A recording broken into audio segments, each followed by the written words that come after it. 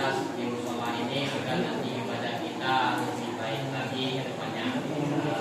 Beliau sudah sampaikan, insyaallah di tahun 1446 Hijriah ini akan kita jalankan terus, yaitu program hewan patungan hewan kurban.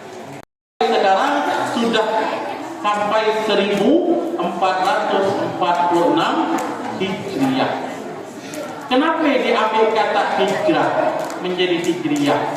Nah, kalau dalam hal itu sudah pakarnya nih senior nih.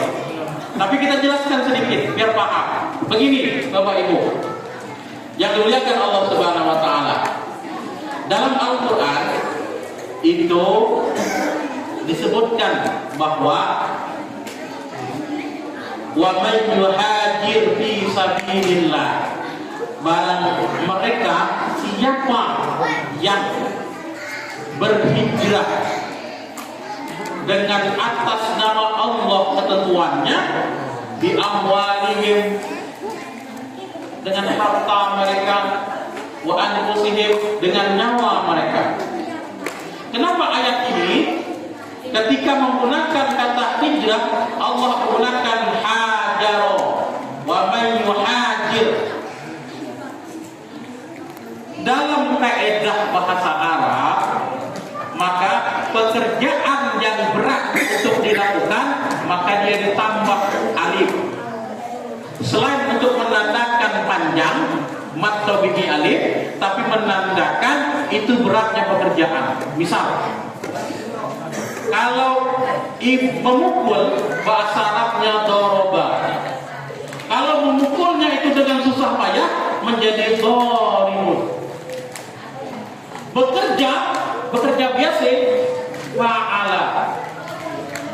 Kalau pekerjaannya terus menerus tapi dengan berat menjadi yufa'ilu, maka diambillah yuhajiru, hijrah dengan kesungguhan yang luar biasa.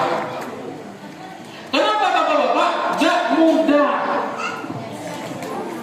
Misalnya begini, orang sering nyebut hijrah, nyebutnya gampang, tapi prosesnya tidak mudah. Allah menggunakan yuhajiru itu fi'il mudhari yang artinya harus terus menerus kita lakukan. Kadangkala Bapak Ibu sekalian yang dimuliakan Allah, untuk hijrah tidak mudah. Kita rumah dekat masjid, rumah dekat musola, jauh dari musola, azan lima waktu kedengar, belum tentu kita nak datang ke musola. Kenapa? Karena tidak mudah untuk hijrah itu. Ada orang yang rumahnya jauh dari musola ini, tapi dia setiap waktu datang. Maka orang yang hijrah itu tidak semudah kita membawa telapak tangan. Kenapa diambil dari kata hijrah akhirnya dipakai? Karena ketika Nabi Muhammad dan para sahabat hijrah pindah dari kota Mekah ke kota Madinah, itu harus meninggalkan harta benda, rumah. Ibu-ibu kira-kira Mekdah disuruh pindah ke Rangkoi, tapi rumah di sini dijual, kebun toko di sini ditinggal. Di Rangkoi belum tentu ada rumah. Nak kira-kira? Dan kan?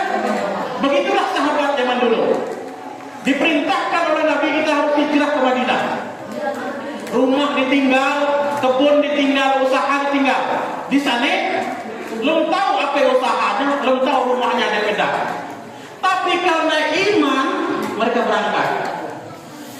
Kita belum tentu nak. Maka hijrah adalah sebuah momen untuk berubah dari hal yang tidak baik menjadi lebih baik. Itu disebut dengan hijrah. Berpindah dari suatu tempat ke tempat yang lain untuk lebih mendekatkan diri kepada Allah, itu disebut hijrah. Misal, ibu tadi rumahnya di jauh dari masjid, ngomong ke laki, bang, kita kalau buat rumah dekat musola ini baik, apa? Biar segera sholat lima waktu. Itu disebut dengan pindahnya, disebut dengan hijrah. Kita pindah tujuannya agar bisa sholat berjamaah.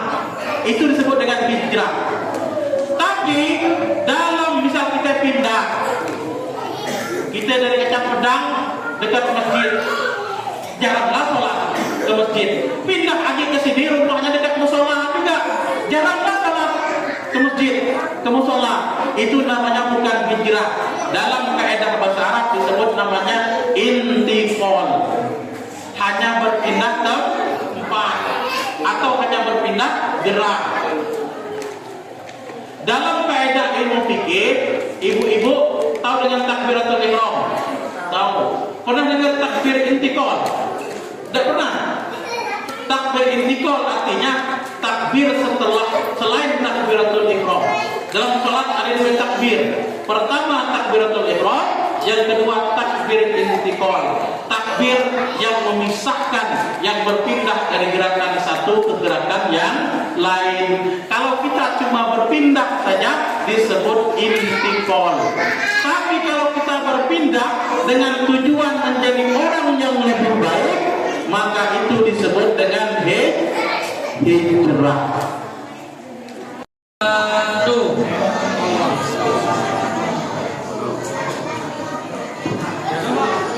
Ya silakan.